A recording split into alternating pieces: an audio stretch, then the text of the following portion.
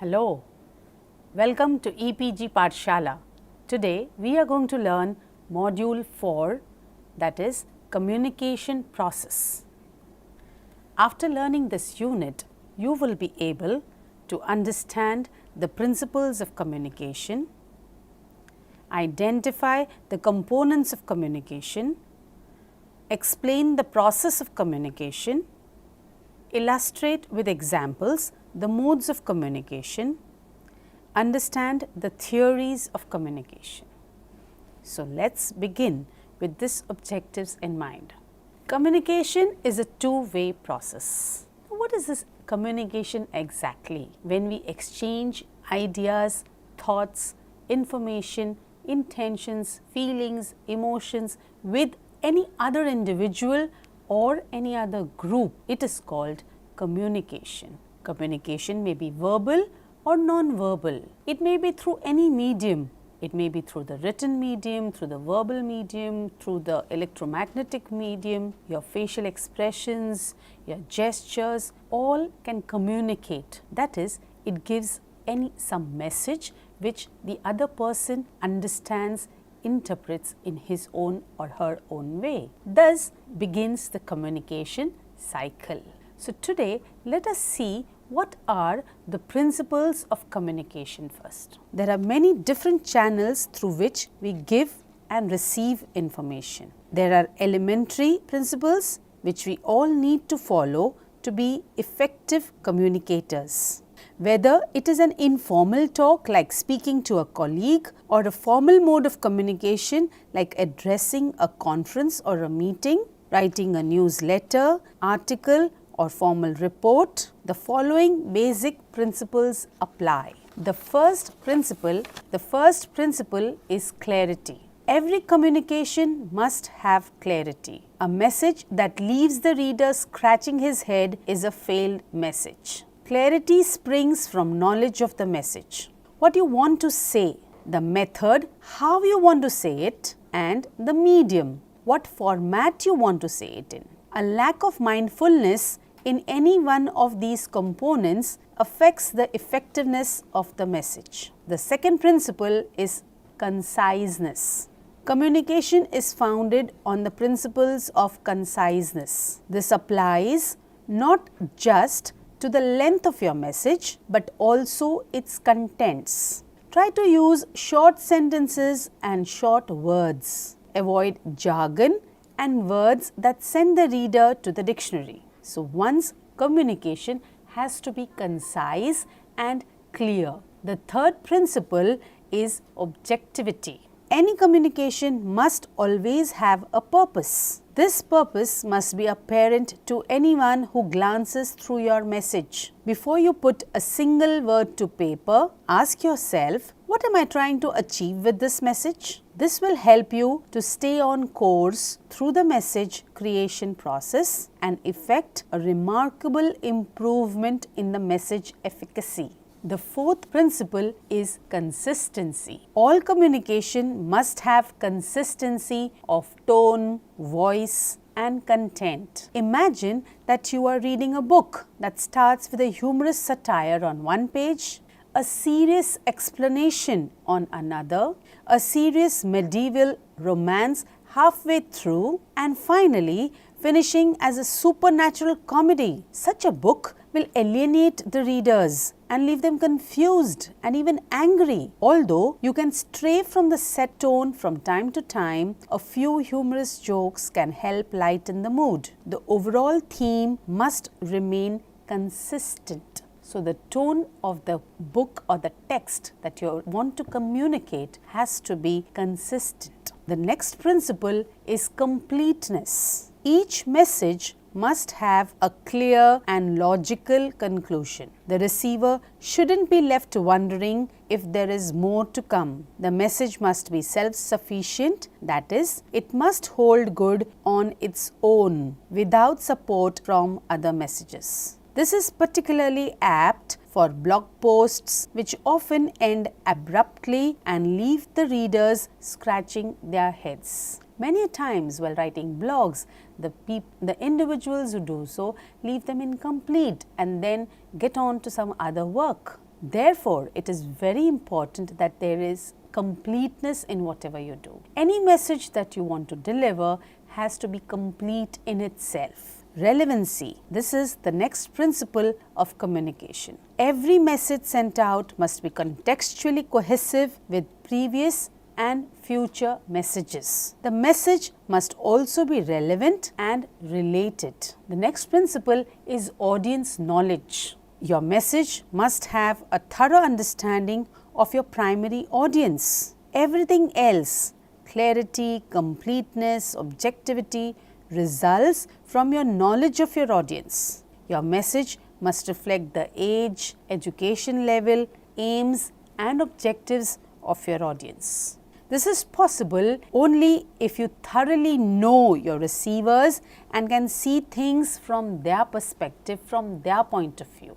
Therefore, audience knowledge is very important for the communication process. And next subtopic is components of communication. The main components of communication are as follows: is context. Any message, whether it is oral or written, begins with a context. Context may be a place, culture or organization. Every organization, culture and country communicates information in its own way. Context also includes external or internal stimuli.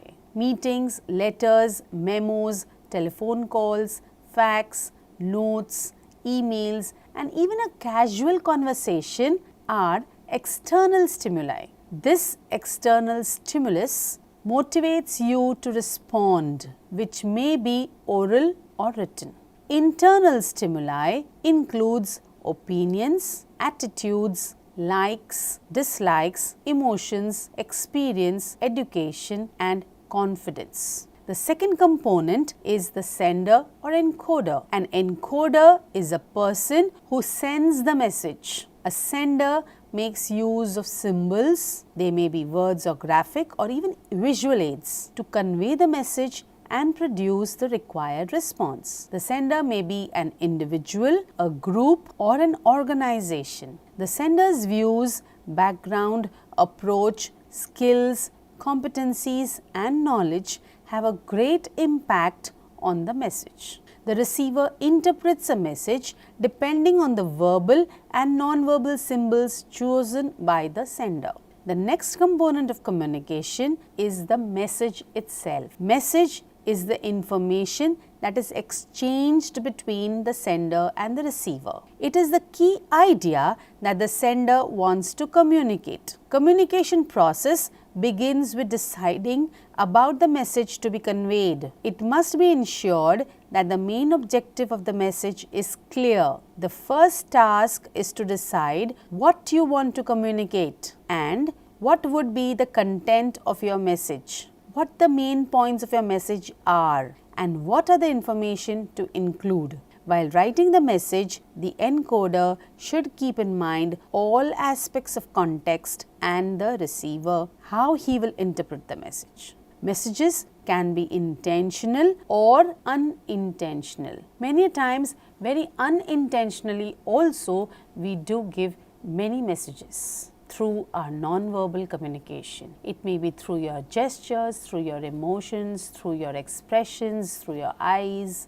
through your face reading, through your body language. Unintentionally, many messages are sent through. The next component of communication is medium. Medium is a means used to exchange or transmit the message. The sender must choose an appropriate medium for transmitting the message, else the message might not be conveyed to the desired recipients. The choice of appropriate medium of communication is essential for making the message effective and ensuring that it is correctly interpreted by the recipient. For instance, a written medium would be more appropriate when a message has to be conveyed to a small group of people, while an oral medium is chosen when immediate feedback is required from the recipient. The receiver is the person who interprets the message. She is a person for whom the message is intended, aimed and targeted.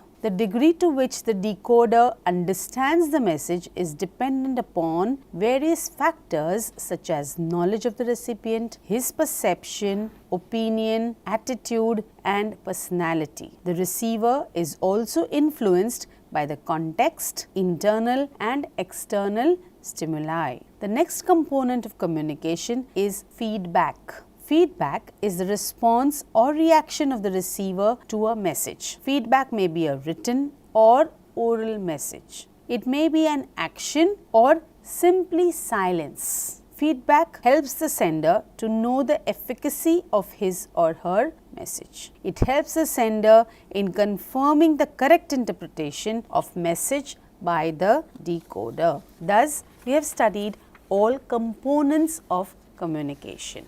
Now, we come to the process of communication. The process of communication is a sequence of events in which a sender transmits a message to a recipient. The message can be verbal or non-verbal. There are several steps in the process: encoding, medium of transmission, decoding, and feedback again. The necessary components that need to be present for the process of communication to occur include the sender, the recipient, the message. In order for effective communication to take place, it is vital that the message is easily understood. The first step in the process of communication is called encoding. This is when the message is transformed from a thought in someone's mind to a form that can be understood by others. The message can be written down, spoken, or it can even take a non-verbal or wordless form such as gestures or a picture. Once the message has been encoded, it should be in the form that is ready to be received and understood.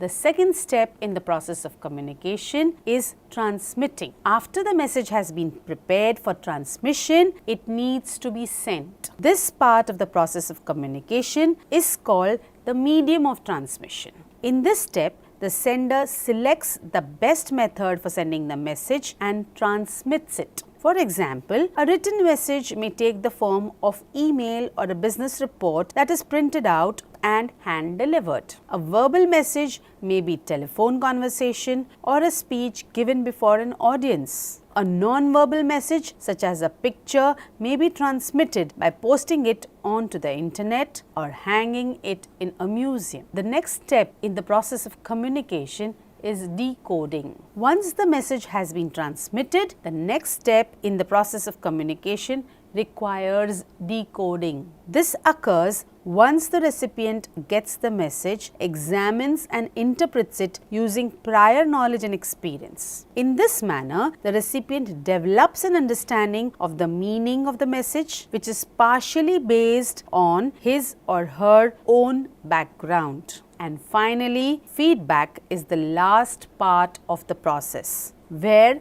the recipient responds to the message, thereby indicating understanding. Now, there are various modes of communication. Let us see one after the other. The interpersonal mode. The interpersonal mode is characterized by active negotiation of meaning among individuals. Participants observe and monitor one another to see how their meaning and intentions are being communicated. Adjustments and clarifications can be made accordingly. As a result, there is a higher probability of ultimately achieving the goal of successful communication in this mode than in the other two modes. The interpersonal mode is most obvious in convocation, but both the interpersonal and negotiated dimensions can be realized through reading and writing, such as the exchange of personal letters or electronic mail messages. Examples of interpersonal mode are exchange information via letters, email, video mails, conversation or interviews on familiar topics such as school events, weekend activities, memorable experiences and family life. One may express and compare opinions and preferences about information gathered regarding events, experiences and other school subjects. When we clarify meanings, that is paraphrasing or questioning, we are using the interpersonal mode. When we give and follow directions, instructions and requests, for example, installing software or learning some dance steps, it is again interpersonal mode. Even when we demonstrate the ability to acquire goods, services or information, for example, while using public transportation, while making a hotel reservation, while buying food, we are using the interpersonal mode of communication. The second mode of communication is the interpretative mode. The interpretative mode is focused on the appropriate cultural interpretation of meanings that occur in written and spoken form, where there is no recourse to the active negotiation of meaning with the writer or the speaker. Such instances of one-way reading or listening, which include the cultural interpretation of texts, oral or written, must be distinguished from the notion of reading and listening comprehension, where the term could refer to understanding a text with an American mindset. Put another way, interpretation differs from comprehension in that the former implies the ability to read or listen between the lines. Since the interpretive mode does not allow for active negotiation between the reader and the writer or the listener and the speaker, it requires a much more profound knowledge of culture from the outset. The more one knows about the other language and culture, the greater the chances of creating the appropriate cultural interpretations of a written or spoken text. It must be noted, however, that cultural literacy and the ability to read or listen between the lines are developed over time and through exposure to the language and culture. Examples of interpretive mode are following directions, instructions and requests. For example, recipes, travel directions, prompts on ATMs, etc. Use listening and reading strategies, for example, skimming, scanning, to determine main ideas and purpose. When we are doing this, we are into the interpretive mode of communication. The next is the presentational mode. The presentational mode refers to the creation of messages in a manner that facilitates interpretation by members of other cultures where no direct opportunity for active negotiation of meaning between members of the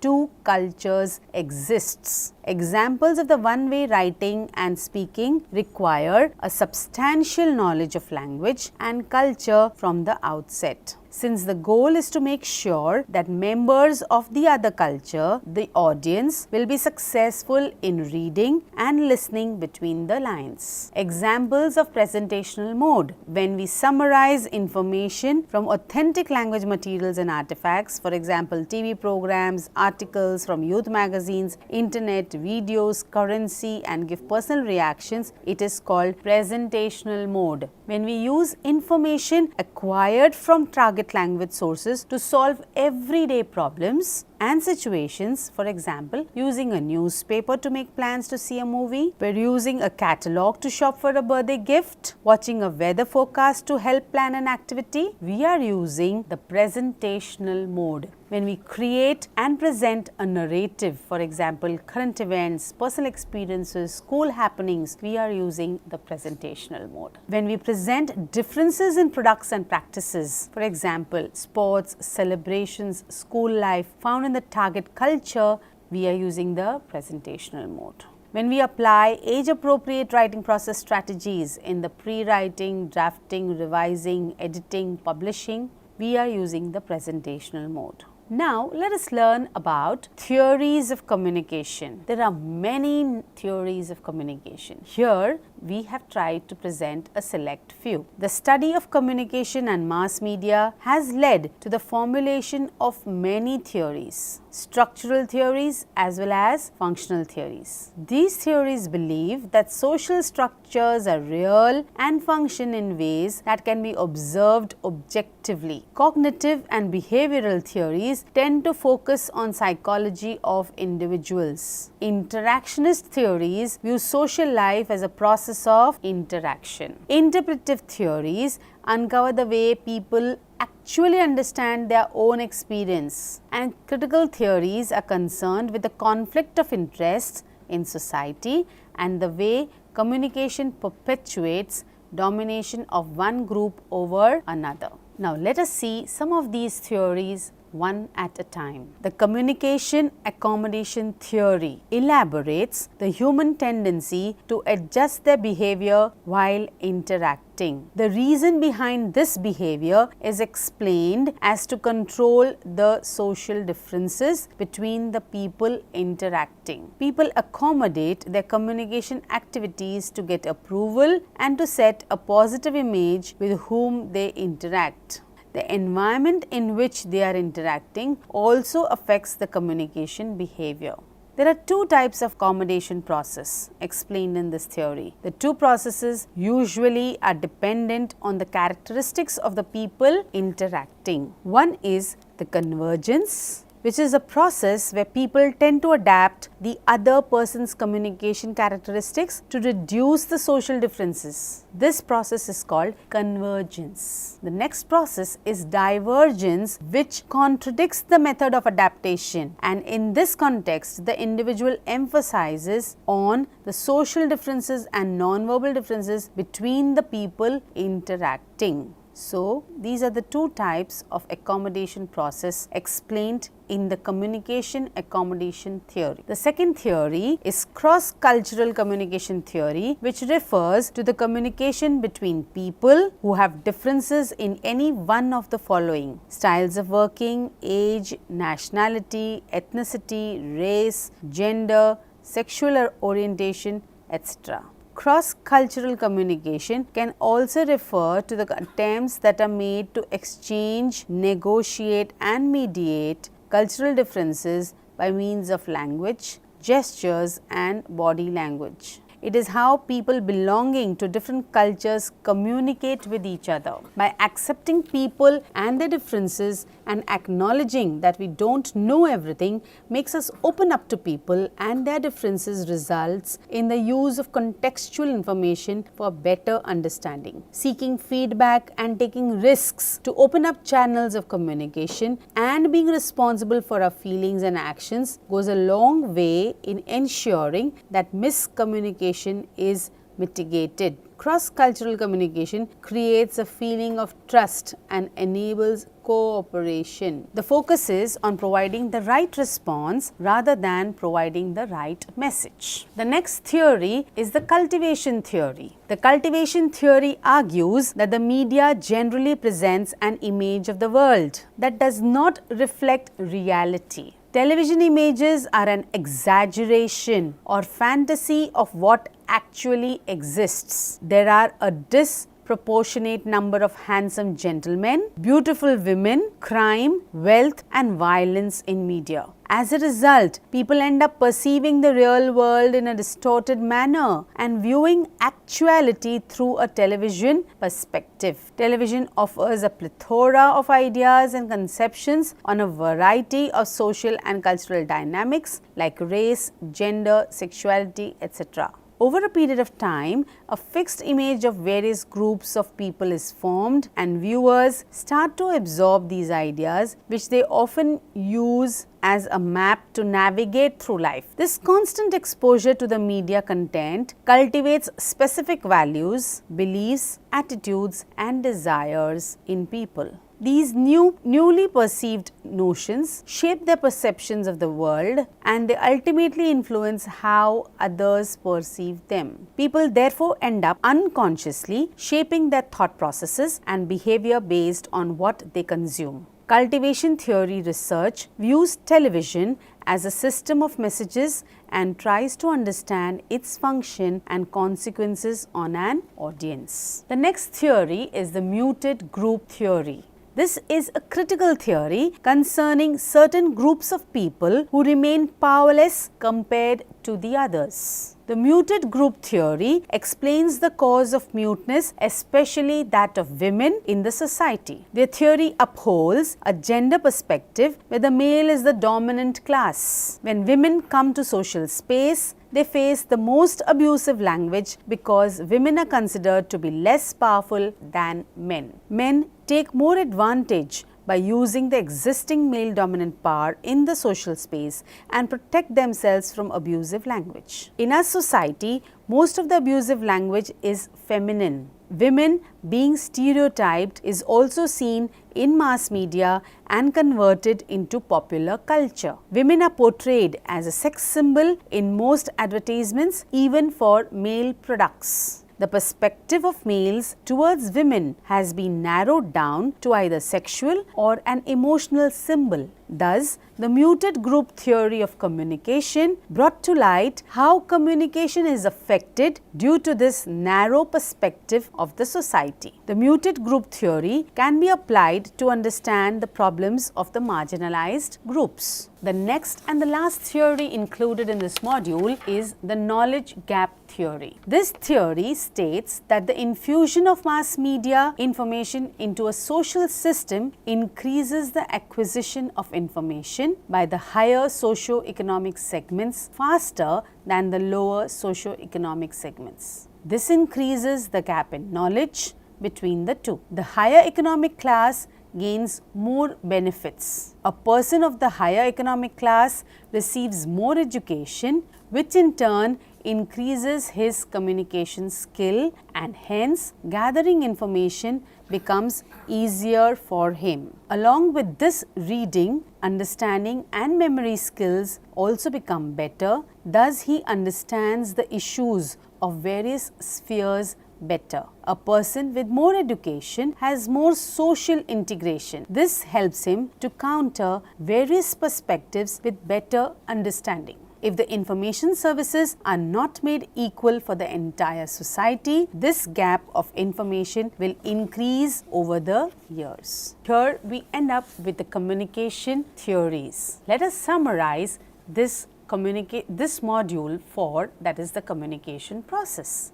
In this module, we have learnt about the principles of communication like objectivity, conciseness, clarity, and the knowledge of the audience. We need to follow all these principles of communication if we have to successfully communicate our message to the targeted audience. After this, we have seen the components of communication, and which are very important, that is the sender, the message, the receiver, the message itself, and the feedback, and the medium of communication. These were the components of communication process that we have seen. Next, we came to the process of communication, and lastly, 5 important theories which affect communication as a process. Thank you.